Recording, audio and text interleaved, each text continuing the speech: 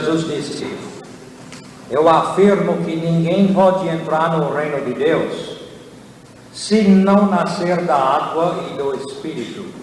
O homem nasce fisicamente de pais humanos, mas nasce espiritualmente do Espírito de Deus. Por isso, não se admire de eu dizer que todos vocês precisam nascer de novo. O vento sopra onde quer e ouve-se o barulho que faz, mas não se sabe de onde vem nem para onde vai. O mesmo acontece com todos os que nascem do Espírito. Evangelho segundo São João, capítulo 3, versículos 5 a 8 é nosso texto bíblico.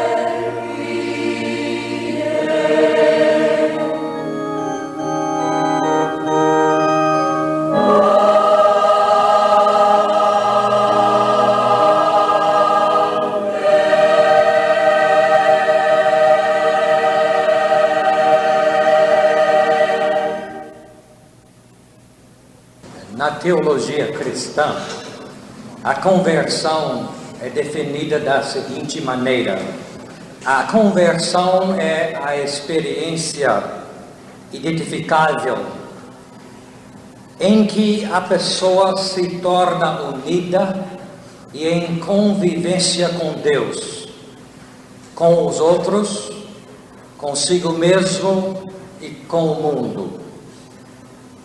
A experiência inclui um ato pessoal de cometimento a Deus como Ele é revelado na pessoa de Jesus Cristo. E nesta conversão, neste começo, resulta em uma reorientação permanente de vida.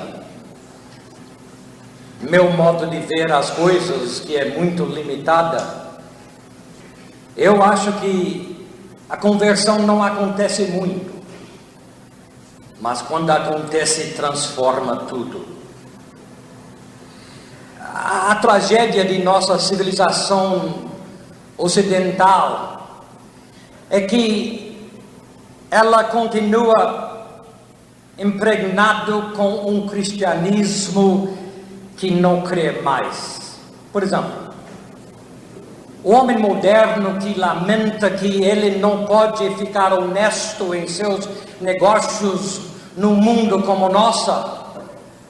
Este mesmo homem que fica falando que ele não pode realmente, porque o mundo não permite a honestidade na parte dele, ele ralha com seu filho quando mente.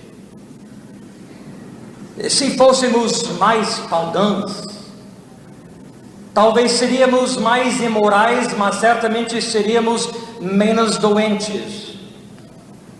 Nossa sociedade é bastante doente. Existe tanta doença por causa deste dilema. Nós estamos divididos em duas partes, porque pela tradição nós somos cristãos, mas na realidade nós não somos nada. Há dentro de nós um abismo profundo entre duas tendências contraditórias. E nós temos tentado contrabalançar entre este desequilíbrio, construindo uma façada de virtude, uma façada de moralismo, de respeitabilidade, procurando assim esconder de nós mesmos e de outros a nossa vergonha e mal-estar interior. Na conversão, há uma reversão de tudo isto. Na conversão há uma mudança de direção. Na conversão há uma confissão. Em vez de esconder-se através das aparências, melhor nós honestamente reconhecemos nosso próprio pecado e simplesmente aceitamos o perdão e a libertação de Deus. A Bíblia nos ensina que Deus nós fomos criados na imagem dele, para conviver com ele. Ele nos criou para ter comunhão com ele. Nós fomos criados por Deus para sermos bons. Nós fomos criados por Deus para sermos alegres, para sermos irmãos amáveis. Mas em cada instante, esta imagem tem sido deturpada. Apesar do fato que nós fomos feitos por Deus na imagem dele, originalmente para sermos livres e amáveis, o que temos feito? Cada um de nós tem gasto sua energia tentando até compulsoriamente ser igual a Deus. Em nossa convivência com Ele, em nossa convivência com os outros, em nossa convivência com as coisas materiais. Os publicistas entendem bem este negócio, exploram a natureza pecaminosa do ser humano mais do que nós na igreja. Viu isso que saiu? Dá para ler lá atrás? Pois eu vou ler. Eles exploram a natureza humana, este desejo nós de ser igual a Deus, dono do mundo, não é? Isso mesmo, entro no negócio deles, eu não sei, comprando lá um hotel lá do Rio, e no fim eles sabem que basicamente todos nós queremos ser o quê? Dono do mundo, claro que queremos. Nós temos até uma compulsão inata de ser o mais importante deste mundo. Olha como eu sou, Nós temos esta compulsão inata de controlar os outros. E é a nossa própria vontade que nos eleva à carga superior de Deus. É a nossa própria vontade, é algo dentro de nós, irmãos, que nos coloca no centro de tudo, nos coloca como o mais importante de todos. E nós fazemos tudo isso tornando-nos irmãos peregrinos solitários neste mundo, sem saber como aconteceu e quando aconteceu. Somos apartados de nosso potencial por uma separação que atinge a essência de nosso ser. E esta separação é chamado pecado porque ele realmente é o pecado nosso. O teólogo Paul Tillich disse o seguinte: estamos isolados dos outros, estamos destacados de nós mesmos porque estamos afastados da origem e do propósito de vida. Nós não sabemos de onde viemos e nem sabemos de onde vamos, e isso simplesmente nos apavora. Coisa que eu não tolero, e eu nem quero pensar que o dia que eu vou morrer e vocês vão me enterrar e simplesmente vão me esquecer. Esta não. Se pensássemos nesta separação, que quase não pensamos, interessante isto é, então nós ficaríamos atemorizados com a lacuna final de nossa própria morte em existência. Então, por isso, reprimimos este senso profundo de nossa separação de Deus. Nós nem reconhecemos que somos separados dele, porque isto nos conduz ao desespero. Então é melhor que a gente nem pensa nestas coisas. Até eu acho que todo mundo vai morrer, você vai morrer, você vai morrer, você, mas eu? Não, nunca. E eu não sou o único que pensa deste jeito. Nós nem deixamos entrar em nosso mundo este pensamento de nossa separação de Deus. Bem, nós queremos ser ajudados por Deus. Nós queremos ser salvos por Deus. Nós queremos ser amados por Deus. Está certo, mas ao mesmo tempo nós somos medrosos que Deus de um jeito vai nos absorver, que nós vamos com Deus, Ele nos ajudando, nós vamos perder a nossa identidade. Eu não vou ser mais eu, ou pior talvez, que Ele vai nos controlar demais que chegamos perto dEle. Nós temos medo simplesmente, eu acho que há muita gente aqui em Brasília deste jeito, que Deus vai fazer-nos religiosos, até fanáticos. Ele vai fazer-nos desnaturais. Ele vai levar a gente a ficar aberto ao ridículo. O Kierkegaard, o teólogo de Dinamarca, falou, acho que toda a nossa ansiedade, quando ele disse: nós temos medo que viveremos até lastimar ter sido aceitos por Deus. Deus guia cada pessoa ao momento de sua vida em que ele tem que escolher entre oposição ou aceitação, entre resistência ou consentimento. E este momento não pode ser criado artificialmente.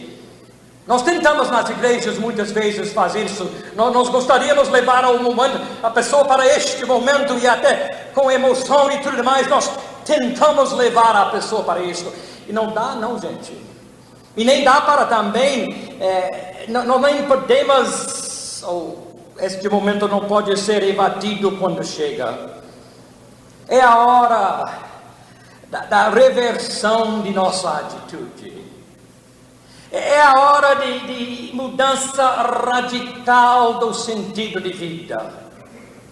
Pode acontecer num instante, ou pode acontecer num processo longo. Realmente não importa. Eu sei como eu fui convertido. Eu posso levar para você o lugar, mostra a hora, data, exatamente a hora em que eu fui convertido. Faz 38 anos, não é? Soldado perdido na Segunda Guerra Mundial, eu sei na hora exata em que foi convertido. Depois da guerra eu fui estudar teologia, tinha lá colega do quarto, Jim. Um dia eu falei com o Jim, quando foi você convertido, Jim? E ele olhou para mim e disse, eu não sei não. Gente, eu disse, não sabe? Mas como pode você? É impossível. É meu modo de pensar, né? O Jim me explicou, ele disse, eu não sei não. Foi um processo longo em que Deus tem trabalhado comigo e eu tenho certeza absoluta que eu estou convertido, mas eu não posso lhe dizer com nada do tempo. Está certo. Realmente, irmãos, não importa o tempo que leva. Este momento de decisão acontece talvez depois de um acidente ou de uma doença ou a morte de um querido, ou no meio de um conflito moral. Às vezes sucede de uma maneira simples, como se fosse dado pela graça. Até hoje eu não entendo por que nós somos tão duros, hein? Por que nós não podemos simplesmente aceitar a boa notícia de Deus no Evangelho, dizendo que Deus nos ama, Ele nos aceita, Ele não é contra nós, Ele é por nós. Ele tem misericórdia de nós, Ele nos perdoa. Por que nós não podemos simplesmente receber aquela notícia tão boa num ato de fé simples e ser convertido? Mas quase ninguém faz isto. Devia ser tão simples como se fosse dado pela graça, mas o que ocorre quase sempre conosco só vem depois de uma luta heróica. Engraçado o ser humano, não? Isso foi com Lutero. Como nós devemos tanto àquele homem, né? Com alguns 23 anos de idade, no ano 1505, ele indo para a cidade de, deixe-me ver, Erfurt. Uma tempestade chegou e um relâmpago quase pegou Lutero, o jovem, e ele caiu e gritou para Santa Ana que ele, daquele momento para frente, ia ser um monge. E começou a luta de Lutero para conhecer esta graça de Deus. E como o homem lutou, hein? Como ele sofreu tentando chegar à conclusão que a salvação é presente, é dado de Deus, simplesmente é recebido pela fé, por causa da misericórdia de Deus. Aconteceu na experiência da torre dele, em que finalmente ele conseguiu perceber. E tudo que nós temos hoje, a liberdade de pregar o Evangelho, a salvação pela fé, é por causa a luta deste homem.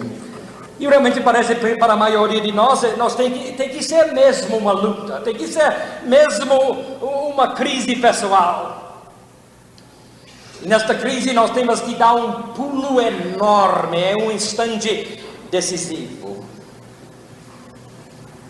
O reconhecimento pleno de nossa própria baixeza realmente é um insulto duro de nosso ego.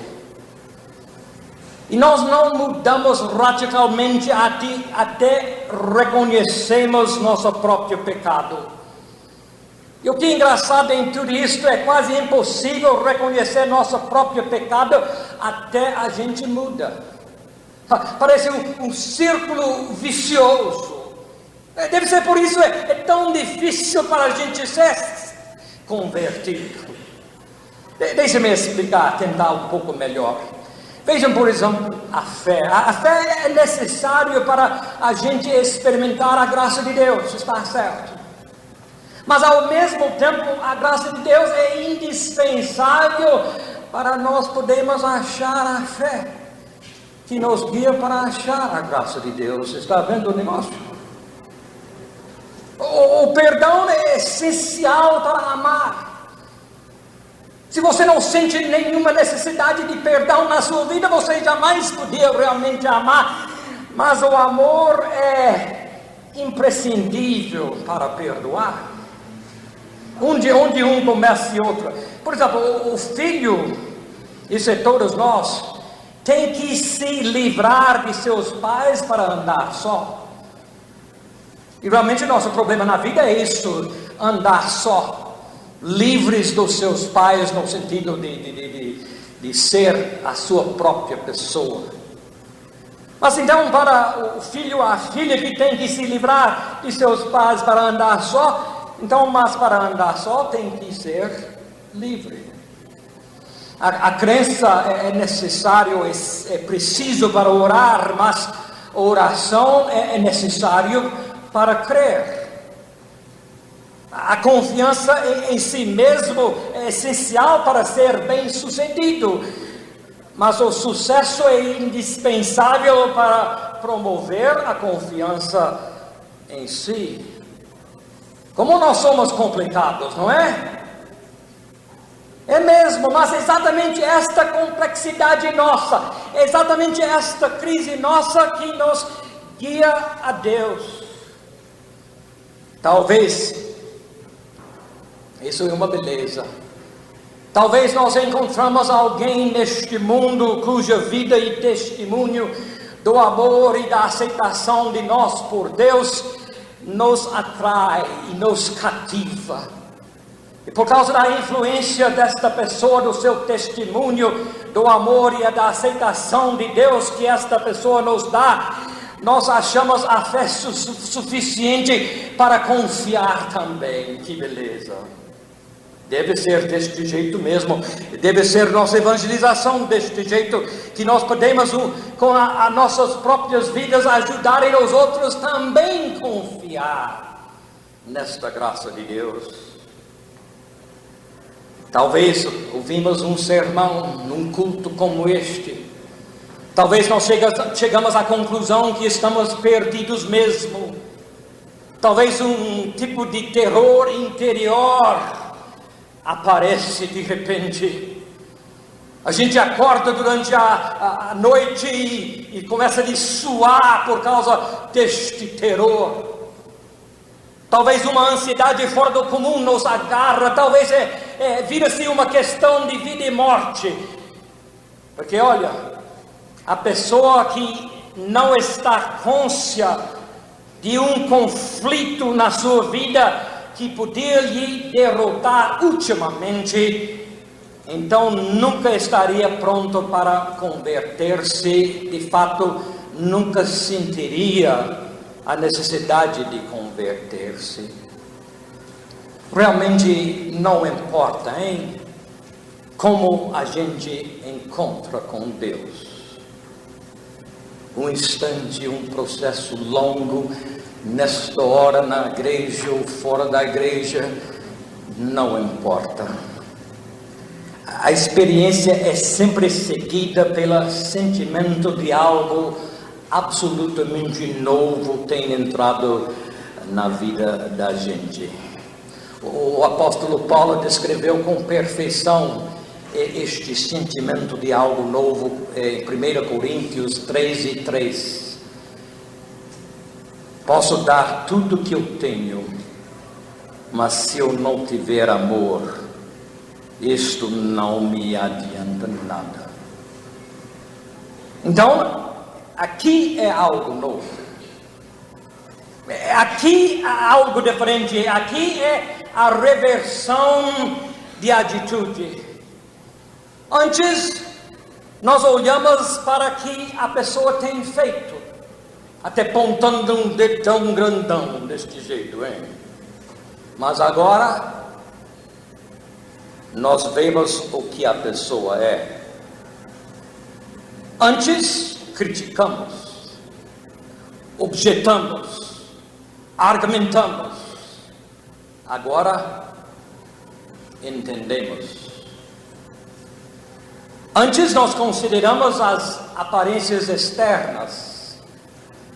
Agora contemplamos a profundeza do coração. Antes nós temos condenado os outros. Agora chegamos até encaramos as virtudes deles. Antes temos escondido nossa culpa atrás de uma aparência ou de um aspecto de virtude. Agora simplesmente confessamos nosso pecado. Como é o ser humano é paradoxal, não acham? Mas você sabe que este ser humano paradoxal tem encontrado em Jesus Cristo um Deus paradoxal. E como é diferente este Deus revelado na pessoa de Jesus Cristo? Eu falei várias vezes, deixe-me repetir para vocês. O que realmente tem me transformado ultimamente em duas coisas. Era como Jesus tratou as pessoas.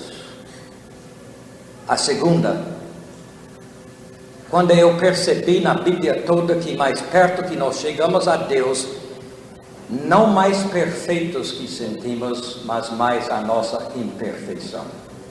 Mais perto que chegamos a Deus, não mais santos que sentimos, mas pecadores. Vai dormir sobre esta hoje. Veja Jesus. O que ele fez? Ele ganhou a afeição do povo comum, do povo não educado, do povo espiritualmente marginalizados, e ao mesmo tempo ele estava em conflito constante com os religiosos. Ele prontamente se associou com o tipo mais imoral de pessoas pecadoras, pessoas corruptas, publicanos, enquanto ele metia o pau nos mais respeitáveis da sociedade. Ele ficou em silêncio perante Pôncio Pilato. Embora ele gastava tempo à vontade conversando com as crianças. Bacana, né? Nem abriu a boca perante a autoridade máxima nos dias dele. Mas ele deu o ensino mais lindo que jamais foi revelado à humanidade, que Deus é Espírito, que aqueles que adoram o adoram em Espírito e em verdade, porque ele tomou tempo para conversar com uma senhora estrangeira, pagã, herege, pecadora, odiosa, ao lado do poço de Jacó. Declarou que ele era um com o Pai. Ao mesmo tempo ele lutava numa briga furiosa de 40 dias com o diabo. Ele falou sobre a paz perfeita, e logo ele estava gritando amargamente: meu Deus, por que me abandonaste? Ele veio para nos salvar do mal, está certo? Mas ainda ele ficou totalmente passivo na frente do triunfo supremo do mal, a cruz do Calvário. Então, a atitude nova, íntima de cada um de nós, que nos domina agora, vem exatamente deste Jesus. Então, em resumo, uma qualidade de vida nova que gradualmente penetra tudo é a conversão em Cristo Jesus, é a mudança fundamental de atitude. E ela nos traz vida nova e esperança nova. Ela abala nossos velhos hábitos. Na biologia, tudo é hábito. Mas a repetição desta reversão em nossas vidas, olha gente, essa repetição desta nova atitude, então faz novos hábitos para tomarem o lugar dos velhos hábitos tão arraigados em nós. E o que é interessante isso, não é que a gente acha um pouco de Deus cada vez que nós encontramos com Deus, que a gente acha um pouco de perfeição com Deus cada vez que encontramos com Ele, não. Porque em Jesus Cristo tudo já é feito. É Ele quem nos dá o novo começo, Ele quem nos dá o novo nascimento, Ele quem nos dá o reino do Espírito Santo. E este reino do Espírito Santo já está incluído desde o início. Fui convertido 38 anos, mas eu sou um homem totalmente diferente, graças a Deus, do que aquele domingo à tarde. Mas eu entrei naquele domingo à tarde no reino do Espírito de Deus. Eu creio que problemas podem ser dissolvidos pela graça de Deus, mesmo na vida particular, na vida da igreja, em todo lugar. É como a névoa evaporada pelos raios solares. Os problemas tão entrelaçados se dissolvem em um clima de fé, um clima de amor, um clima de aceitação. Isso tem que ser o clima da igreja. E este processo de solução funciona melhor quando nós nem procuramos outro tipo de solução, nas soluções humanas, mas confiamos na graça de Deus. Porque olha, gente, uma vez que nós temos percebido por um instante o tipo de vida que depende da graça, jamais poderá ele ser esquecido, jamais podemos sermos o mesmo. Podemos entender, a experiência da graça de Deus não pode ser fabricada por ninguém. Como eu gostaria hoje de levar todo mundo para conhecer esta nova vida que depende simplesmente da graça de Deus, mas eu não posso fazer. Não existe 4 passos ou 10 passos, não existe uma técnica, não existe um certo jeito que eu posso levar você ou guiar você para achá-lo. Oh, como eu gostaria de fazer isto. Esse é o que João falou em nosso texto: o vento sopra onde quer e ouve-se o barulho que faz, mas não se sabe de onde vem nem para onde vai.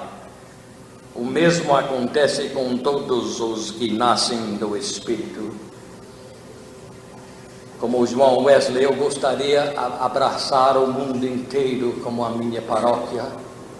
Eu gostaria de simplesmente guiar todo mundo à graça de Deus, mas eu não posso. Eu gostaria de ajudar todo mundo a perceber por um instante só este novo tipo de vida que depende da graça de Deus, mas eu não posso e nem você, só Deus mesmo. A graça é dele. Realmente não depende do que nós fazemos para alguém, melhor que podemos fazer, mas o que depende, irmãos, o que nós somos verdadeiramente. Oremos. Ó Pai, como te damos graças estamos lembrando do que o Senhor fez uma vez com o homem cheio de medo, aflito, procurando a salvação, com o nome de Martinho Lutero. E nós temos o privilégio e a oportunidade hoje de falar desta graça maravilhosa, por causa da herança que aquele homem nos deixou. Te damos graças por ele, por tudo que ele conseguiu fazer em teu nome, que nós ficamos com os frutos hoje. Ajuda-nos de deixar hoje o teu Espírito soprar onde quer,